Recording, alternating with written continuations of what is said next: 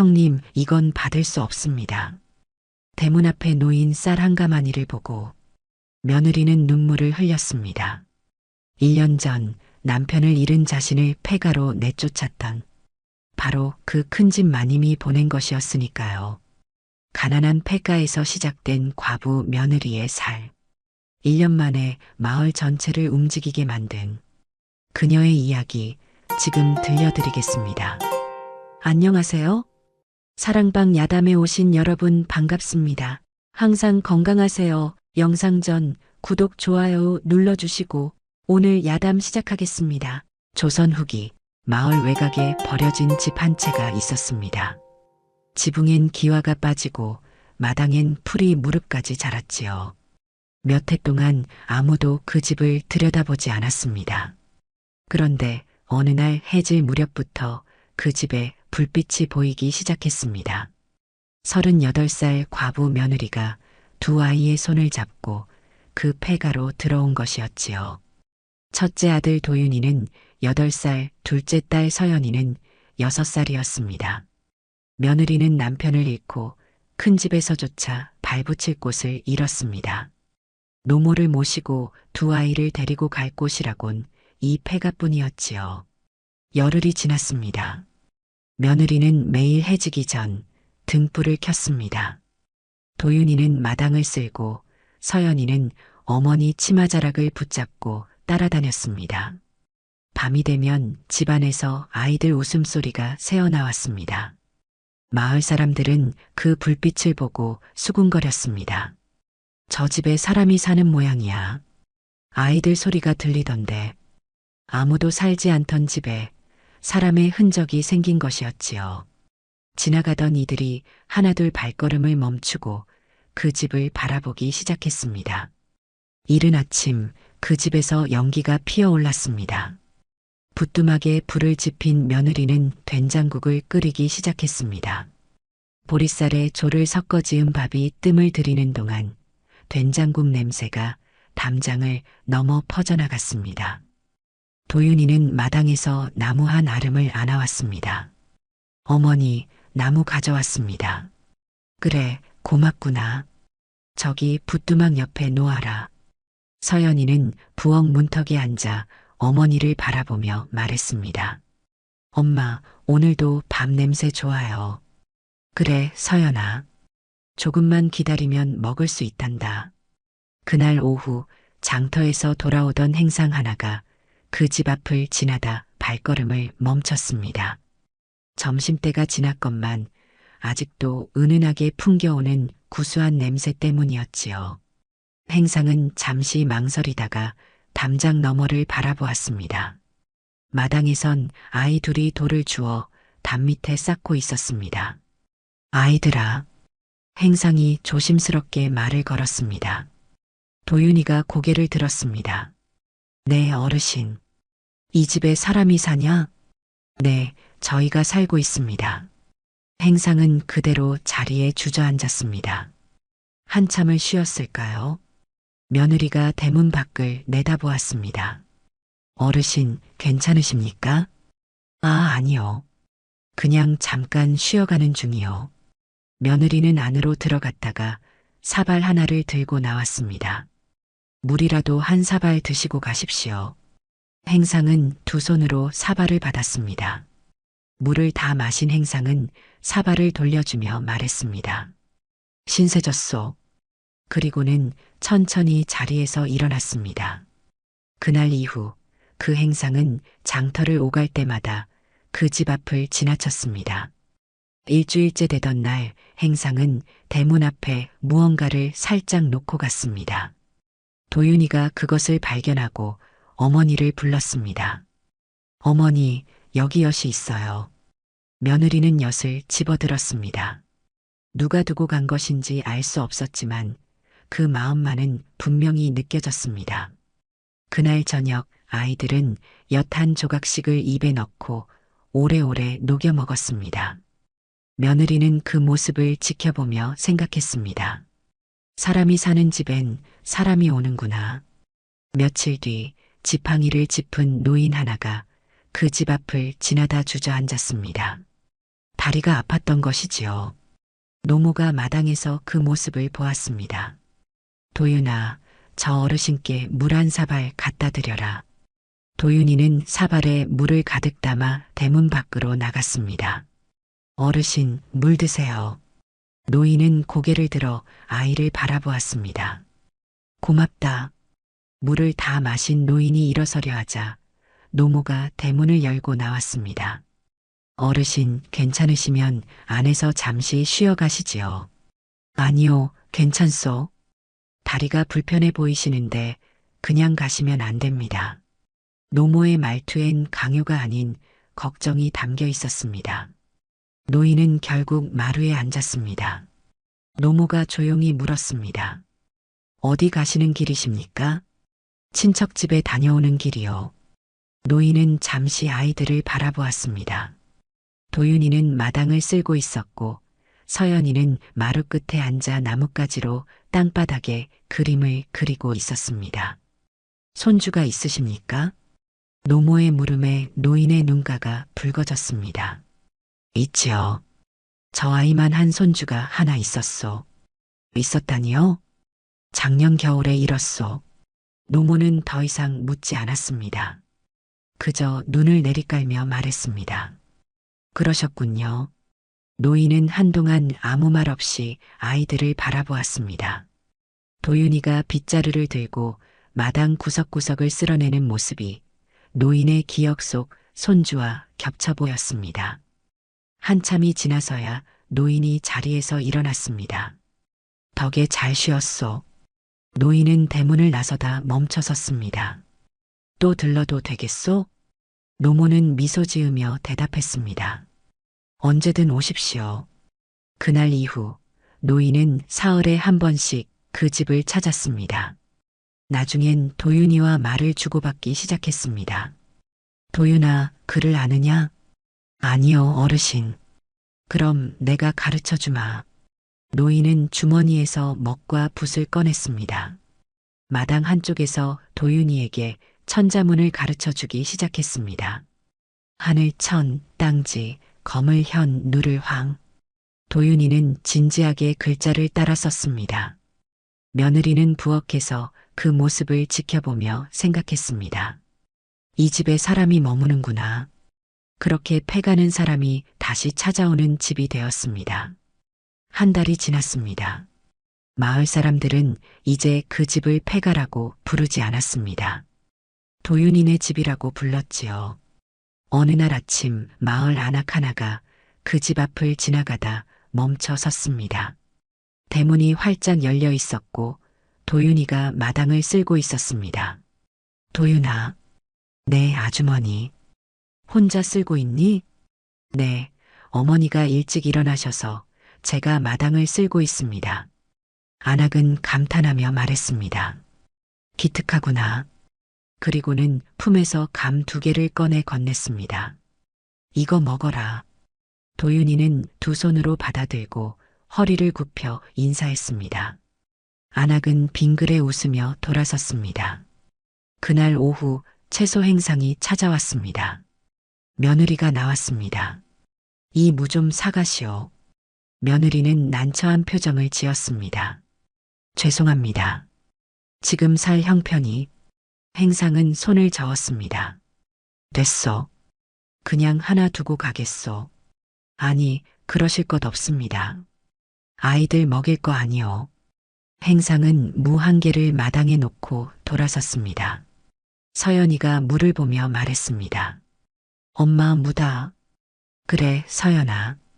오늘 저녁은 무국을 끓여야겠구나. 그날 저녁 구수한 무국 냄새가 또다시 담장을 넘었습니다. 이튿날 그를 가르쳐주던 노인이 또 찾아왔습니다. 도윤이는 대문 앞에서 빗자루를 들고 있었습니다. 어르신 오셨습니까? 그래, 도윤아. 오늘도 글 배울 준비 됐느냐? 네, 어르신. 서연이가 조심스럽게 다가왔습니다. 어르신, 안녕하세요. 오, 서연이구나. 잘 있었니? 서연이는 고개를 푹 숙여 인사했습니다. 노인은 그 모습에 빙그레 웃었습니다. 참 예의 바르구나. 도윤이는 붓을 들고 한 글자 한 글자 정성껏 따라 썼습니다. 노인은 만족스럽게 말했습니다. 잘한다, 도윤아. 내가 이렇게 잘하니 가르치는 보람이 있구나. 해가 저물 무렵 노인이 일어섰습니다. 도윤이와 서연이가 나란히 대문 앞에 섰습니다. 어르신, 안녕히 가세요. 두 아이는 동시에 허리를 굽혀 인사했습니다. 노인은 지팡이를 짚고 천천히 걸어가다 뒤를 돌아보았습니다. 두 아이는 여전히 대문 앞에 서서 손을 흔들고 있었습니다. 노인은 마음속으로 생각했습니다. 저 아이들이 있는 집은 함부로 할 수 없지. 그날 밤 마을 사람들 사이에서 소문이 돌기 시작했습니다. 도윤이네 집 아이들 참 착하더라. 그 집 가면 인사도 잘하고 예의도 바르고 과부집이라고 무시할 게 아니야. 폐가는 이제 아이들이 지키는 집이 되었습니다. 사람들은 그 집 앞을 지날 때면 자연스럽게 발걸음을 늦췄고 함부로 말하지 않았습니다. 어느 날 저녁 갑자기 비가 쏟아지기 시작했습니다. 하늘이 어두워지더니 순식간에 장대비가 내렸지요. 그때 대문을 두드리는 소리가 들렸습니다. 길 가던 사람인데 비를 좀 피해가도 되겠소? 며느리는 대문을 열었습니다. 젊은 장정 하나가 온몸이 흠뻑 젖은 채 서 있었습니다. 들어오십시오. 장정은 처마 밑으로 들어와 물기를 털었습니다. 도윤이가 헌천을 가져다 건넸습니다. 아저씨, 이걸로 닦으세요. 비는 그칠 기미가 보이지 않았습니다. 며느리가 말했습니다. 이 비로는 오늘 밤을 가기 어려워 보입니다. 여기서 하룻밤 묵어 가십시오. 아니, 폐를 끼칠 수는 없소. 폐라뇨. 사람이 비를 맞고 가면 병이 듭니다. 노모도 한마디 거들었습니다. 그러시지요. 마루 한쪽이라도 내드리겠습니다. 그날 저녁 며느리는 저녁상을 차렸습니다. 보리밥에 된장국, 나물 한 가지가 전부였지만 정갈했습니다. 도윤이가 장정 옆에 앉아 말했습니다. 아저씨, 밥 같이 드세요. 장정은 아이를 보며 빙그레 웃었습니다. 밥을 먹는 동안 장정은 여러 번 눈을 내리깔았습니다. 가난한 집안인데도 자신을 이렇게 대접하는 것이 고마웠던 것이지요. 잘 먹었습니다. 밤새 비가 내렸습니다. 새벽이 되자 비가 그쳤습니다. 장정은 날이 밝자마자 일어났습니다. 마당을 둘러보다 지붕 한쪽에 구멍이 난 것을 발견했습니다. 장정은 곁에 있던 나무 조각과 새끼줄을 찾아 지붕으로 올라갔습니다. 며느리가 부엌에서 나와 그 모습을 보았습니다. 저기 무얼 하시는 겁니까? 지붕에 구멍이 나 있어서 막고 있어. 아니, 그러실 것 없습니다. 어젯밤 신세를 졌으니 이 정도는 해야지요. 해가 떠오를 무렵 지붕 수리가 끝났습니다. 이제 비가 와도 괜찮을 겁니다. 도윤이와 서연이가 나와 인사했습니다. 아저씨, 안녕히 가세요. 장정은 두 아이의 머리를 쓰다듬었습니다. 너희들 잘 자라라. 사흘 뒤 대문 앞에 쌀 한 마리 놓여 있었습니다. 도윤이가 그것을 발견하고 어머니를 불렀습니다. 며느리는 알았습니다. 그 장정이 두고 간 것임을. 도윤아, 이건 그 아저씨가 주신 거란다. 밥 한 끼 드렸는데 이렇게 많이 주셨어요? 그분은 밥값이 아니라 마음을 갚으신 거란다. 그날 이후 사람들은 그 집 앞을 지날 때 빈손으로 오지 않았습니다. 나물 한 줌, 감 서너 개, 때로는 나무 몇 단. 작은 것이었지만 그것들이 모여 그 집을 지탱해 주었습니다. 며느리는 생각했습니다. 사람은 사람으로 사는 것이구나. 두 달이 지났습니다. 마을 사람들의 입에서 폐가라는 말이 완전히 사라졌습니다. 이제 그 집을 이렇게 불렀습니다. 도윤이네 집, 아이들 사는 집, 과부댁. 이름이 바뀌자 시선도 바뀌었습니다. 처음엔 호기심 어린 눈으로 바라보던 사람들이 이제는 자연스럽게 인사를 건넸습니다. 도윤이 어미 안녕하시오? 네, 잘 지냅니다. 아이들은 건강하고? 네, 감사합니다. 어느 날 마을 이장이 그 집을 찾아왔습니다. 주인 계시오? 며느리가 나왔습니다. 네, 어르신. 들어가도 되겠소? 그러십시오. 이장은 마루에 앉아 주위를 둘러보았습니다. 집은 여전히 낡았지만 구석구석 정갈하게 쓸려 있었습니다. 마당엔 아이들이 심은 것인지 작은 채소가 자라고 있었습니다. 집이 참 깨끗하오. 과찬이십니다. 이장은 잠시 말을 아끼다가 입을 열었습니다. 마을 사람들이 그러는데 이대기 어려운 사람들을 잘 돌본다고 하더이다. 며느리는 손사래를 쳤습니다. 아닙니다. 그냥 지나가시는 분들께 물 한 사발 드리는 것뿐입니다. 그것도 쉬운 일이 아니지요.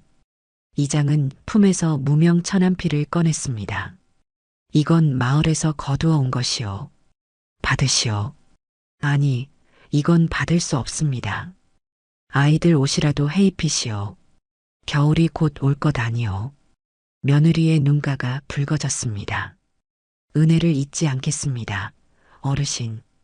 이장은 자리에서 일어나며 말했습니다. 마을 사람들이 이 댁을 좋게 보고 있어. 앞으로도 잘 지내시오. 명심하겠습니다.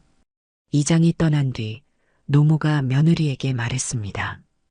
이제 이 집이 마을의 한 집으로 인정받은 게지. 네, 어머님.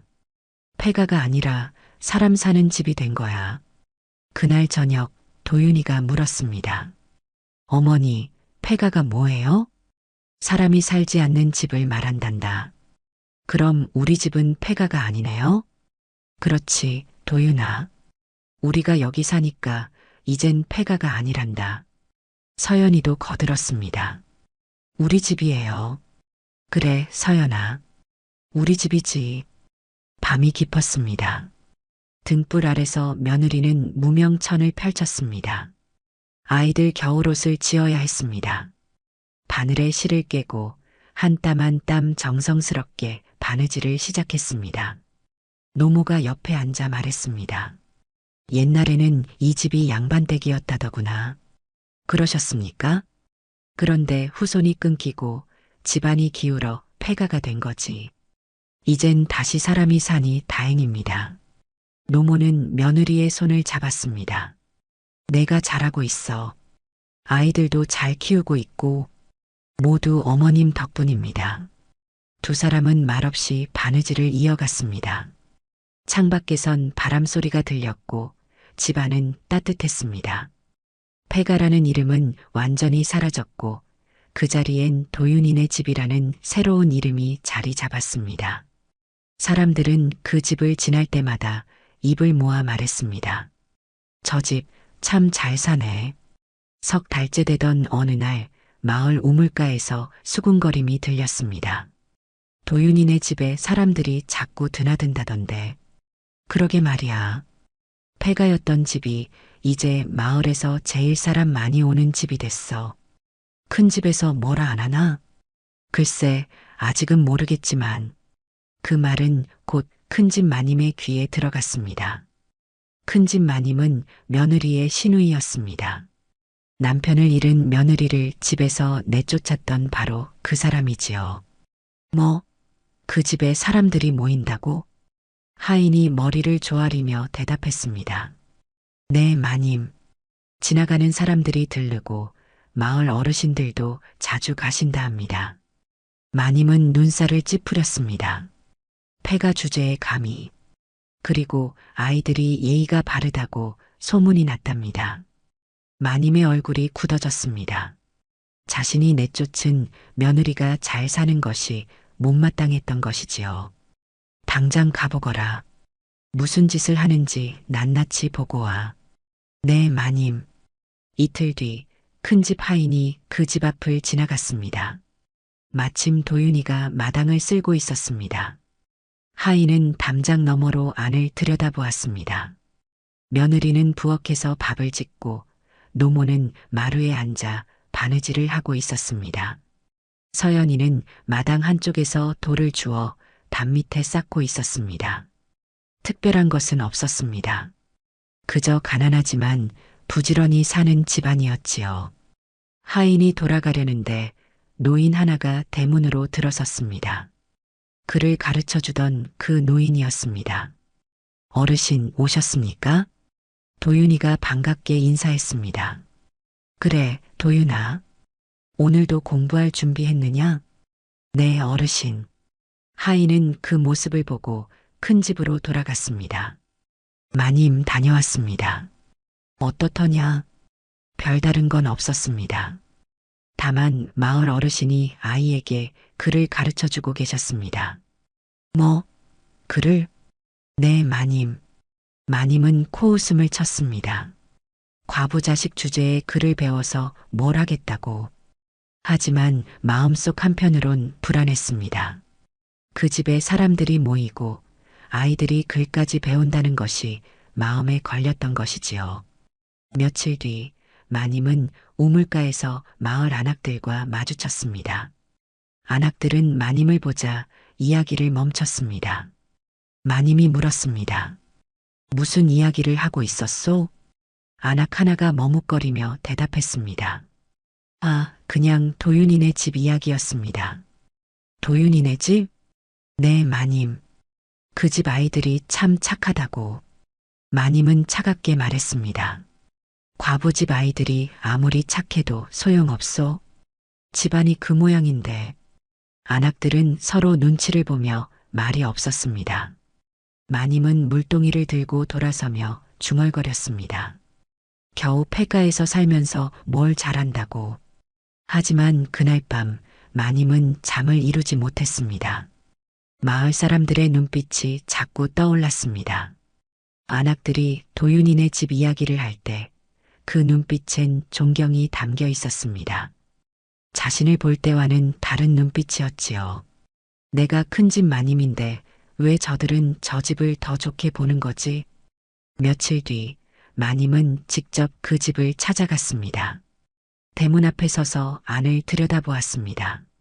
마침 며느리가 마당에 나와 있었습니다. 둘의 눈이 마주쳤습니다. 며느리는 당황했지만 곧 허리를 굽혀 인사했습니다. 형님, 어쩐 일이십니까? 마님은 냉정하게 대답했습니다. 그냥 지나가다가. 들어오시겠습니까? 아니다. 마님은 집안을 훑어보았습니다. 가난했지만 정갈했습니다. 마당엔 아이들이 놀던 흔적이 있었고 처마 밑엔 나무가 차곡차곡 쌓여 있었습니다. 내가 여기서 잘 사는 모양이구나. 며느리는 대답하지 않았습니다. 마님은 다시 말했습니다. 하지만 명심해라. 내가 아무리 잘 산다 해도 넌 여전히 과부다. 알고 있습니다, 형님. 아이들도 제대로 키워라. 우리 집안 망신시키지 말고. 명심하겠습니다. 마님은 돌아섰습니다. 하지만 발걸음이 무거웠습니다. 자신이 내쫓은 며느리가 이렇게 꿋꿋하게 살아가는 모습이 묘하게 마음에 걸렸던 것이지요. 집으로 돌아오는 길, 마님은 마을 사람 몇을 만났습니다. 그들은 마님을 보자 고개를 숙여 인사했지만 시선은 냉랭했습니다. 마님은 그 시선을 느꼈습니다. 저들이 나를 보는 눈빛이 예전 같지 않구나. 그날 밤 큰 집에선 마님이 잠을 이루지 못했습니다. 며느리의 모습이 자꾸 떠올랐습니다. 가난했지만 씩씩하게 살아가는 그 모습이 어쩐지 자신보다 더 당당해 보였던 것이지요. 마님은 중얼거렸습니다. 과부 주제에 어떻게 저렇게 살 수 있단 말인가. 하지만 그 말 속엔 비웃음이 아닌 알 수 없는 불안이 섞여 있었습니다. 며칠 뒤 마님은 하인을 또 보냈습니다. 다시 가서 봐라. 대체 뭘 하길래 사람들이 그 집을 좋아하는지. 하인이 돌아와 보고했습니다. 마님, 오늘은 그 집에서 아픈 사람을 돌보고 있었습니다. 아픈 사람을? 네, 마을 노인 하나가 쓰러져서 그 집에서 약을 다려주고 있었습니다. 마님은 입술을 깨물었습니다. 제 식구도 먹기 힘들 텐데 남을 돌본다고? 그날 밤 마님은 남편에게 말했습니다. 여보, 그 며느리 말이요. 왜? 마을 사람들이 그 집을 자꾸 칭찬한다오. 그래, 우리가 너무 심하게 한 게 아닐까 싶소. 남편은 잠시 침묵하다 말했습니다. 이미 엎질러진 물이요. 그냥 두시오. 마님은 더 이상 말하지 못했습니다. 하지만 마음속 불안은 점점 커져만 갔습니다. 가을이 깊어졌습니다. 어느 날 새벽 대문을 두드리는 소리가 들렸습니다. 며느리가 나가보니 마을 사람 하나가 황급히 서 있었습니다. 도윤이 어미, 큰일 났소. 무슨 일이십니까? 우리 아버지가 쓰러지셨소. 약을 다려야 하는데 불을 지필 사람이 없소. 며느리는 망설이지 않았습니다. 제가 가겠습니다. 신세를 지겠소. 며느리는 노모에게 아이들을 부탁하고 그 사람을 따라갔습니다. 노인의 집에 도착하니 노인이 알아누워 있었습니다. 며느리는 부뚜막에 불을 지피고 약을 다리기 시작했습니다. 한 시즌이 지나 약이 다 달아졌습니다. 약 다 달았습니다. 식으면 드리십시오. 은혜를 잊지 않겠소. 며느리는 집으로 돌아왔습니다. 며칠 뒤 그 노인이 회복되어 직접 찾아왔습니다. 살았소. 다행입니다. 노인은 품에서 달걀 몇 개를 꺼내 건넸습니다. 이거라도 받으시오. 아닙니다. 그냥 도운 것뿐입니다. 아니요, 꼭 받으시오. 며느리는 결국 받았습니다. 그날 이후 마을 사람들은 급한 일이 생기면 그 집을 찾았습니다. 어느 날은 길 잃은 아이가 울고 있었습니다. 서연이가 그 아이의 손을 잡고 집으로 데려왔습니다. 엄마, 이 아이가 길을 잃었대요. 며느리는 아이를 안심시켰습니다. 괜찮아. 우리가 집 찾아줄게. 아이에게 물 한 사발을 주고 마을을 돌며 부모를 찾았습니다. 해질 무렵 아이의 어머니를 찾았습니다. 아이고, 우리 애가. 어머니는 아이를 끌어안았습니다. 정말 감사합니다. 천만에요. 아이가 무사해서 다행입니다. 그날 밤 그 어머니는 쌀 한 대를 가져왔습니다. 이거라도 받아주십시오. 아닙니다. 그럴 필요 없습니다. 아니에요. 제 마음입니다. 며느리는 그 마음을 받았습니다. 또 어느 날은 큰 집 하인의 아이가 열병으로 앓아누웠습니다. 하인이 황급히 그 집을 찾아왔습니다. 도윤이 어미, 우리 아이가 열이 나서 정신을 못 차리오. 어디 보자. 며느리는 아이를 살폈습니다. 열이 많이 높구나. 물로 몸을 식혀야 해. 며느리는 밤새 아이 곁을 지키며 물수건으로 몸을 닦아주었습니다. 노모와 도윤이, 서연이도 함께 깨어 있었습니다. 새벽이 되자 아이의 열이 내렸습니다. 하인은 눈물을 흘리며 말했습니다. 은혜를 어찌 갚아야 할지. 아이가 괜찮아져서 다행입니다. 하인은 집으로 돌아가 큰집 마님에게 보고했습니다. 마님, 도윤이 어미가 우리 아이를 살렸습니다. 마님은 아무 말이 없었습니다. 하지만 가슴 한구석이 뜨거워졌습니다. 자신이 내쫓은 며느리가 자기 집 하인의 아이까지 살렸다는 사실이 부끄러움으로 다가왔던 것이지요. 그날 밤 마님은 혼자 중얼거렸습니다. 내가 잘못 본 걸까? 한편 그 집에선 도윤이가 물었습니다.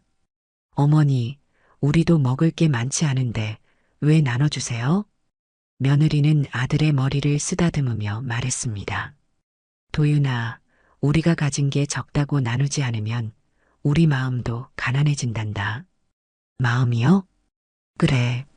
나누면 마음이 풍요로워지는 거야. 도윤이는 고개를 끄덕였습니다. 그날 밤 노모가 며느리에게 말했습니다. 내가 이렇게 베푸니 사람들이 너를 믿는 거야. 저는 그냥 할 수 있는 것만 할 뿐입니다. 그게 쉽지 않은 일이란다. 노모는 며느리의 손을 잡았습니다. 내가 이 집의 기둥이야. 며느리의 눈가가 붉어졌습니다. 감사합니다, 어머님. 그렇게 그 집은 도움을 주는 집이 되었습니다. 사람들은 그 집을 착한 집이라 불렀고 어려울 때면 자연스럽게 그 집을 떠올렸습니다. 가난했지만 그 집엔 따뜻함이 있었습니다. 그리고 그 따뜻함은 마을 전체로 퍼져나갔습니다. 심지어 큰 집 사람들의 마음속에도 조금씩 변화가 일어나고 있었습니다. 겨울이 왔습니다. 첫눈이 내린 날, 도윤이는 마당에 쌓인 눈을 치우고 있었습니다. 도윤아, 추운데 들어와라. 아닙니다, 어머니. 조금만 더 하면 됩니다. 도윤이는 어느새 10살이 되어 있었습니다. 키도 한 뼘 더 자랐고 말투도 의젓해졌습니다. 그를 가르쳐 주시던 노인 덕분에 천자문을 떼고 이제는 간단한 편지도 쓸 줄 알게 되었지요. 서연이도 8살이 되었습니다. 예전엔 어머니 치마만 붙잡고 다니던 아이가 이제는 작은 일들을 스스로 해냈습니다. 어느 날 마을 안악 하나가 찾아왔습니다.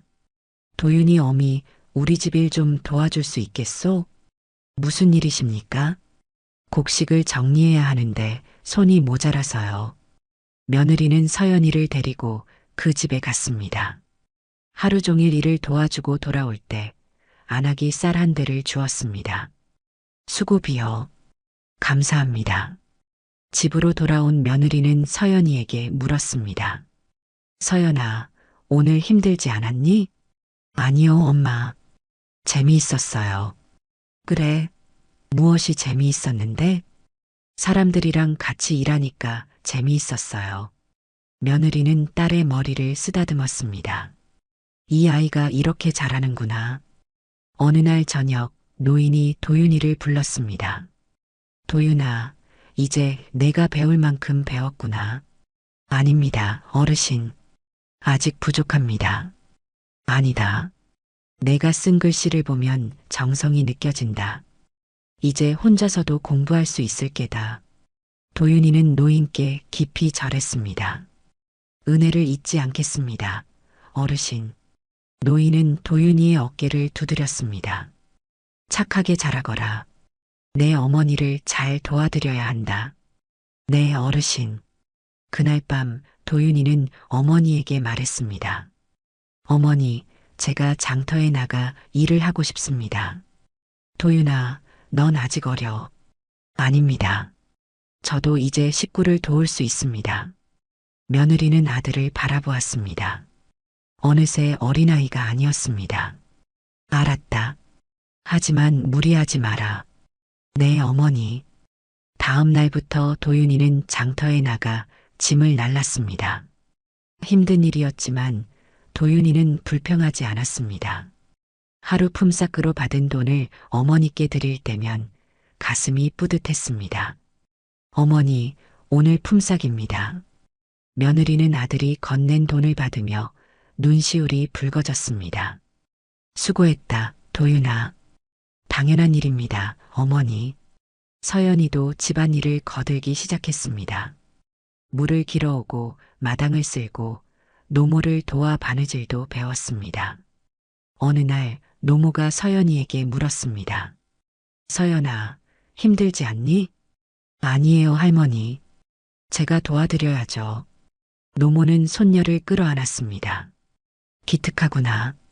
한편 큰 집에서는 마님이 하인을 불렀습니다.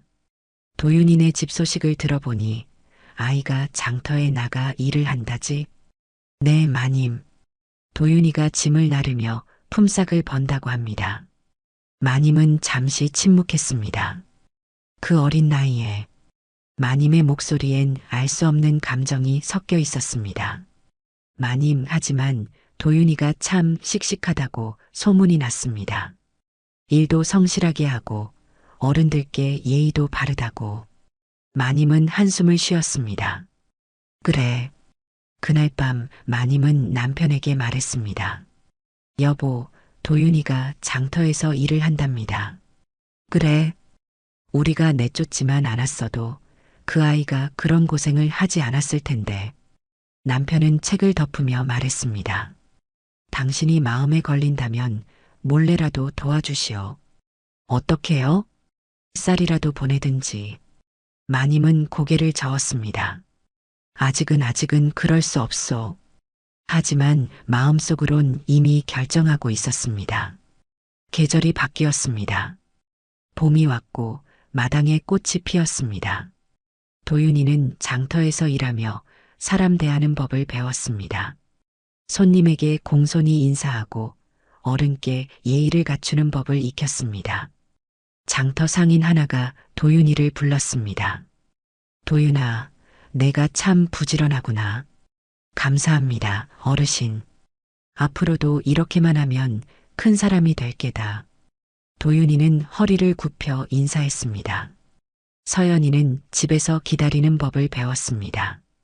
오빠가 돌아올 때까지, 어머니가 일을 마칠 때까지 묵묵히 자기 일을 하며 기다렸습니다.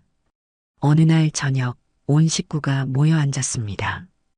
노모가 말했습니다. 도윤아, 서연아, 내 할머니, 너희는 이 집에서 잘 자라고 있구나. 두 아이는 고개를 끄덕였습니다. 노모는 계속 말했습니다. 집은 사람이 살지만 사람도 집에서 자라는 거란다. 무슨 뜻이에요, 할머니?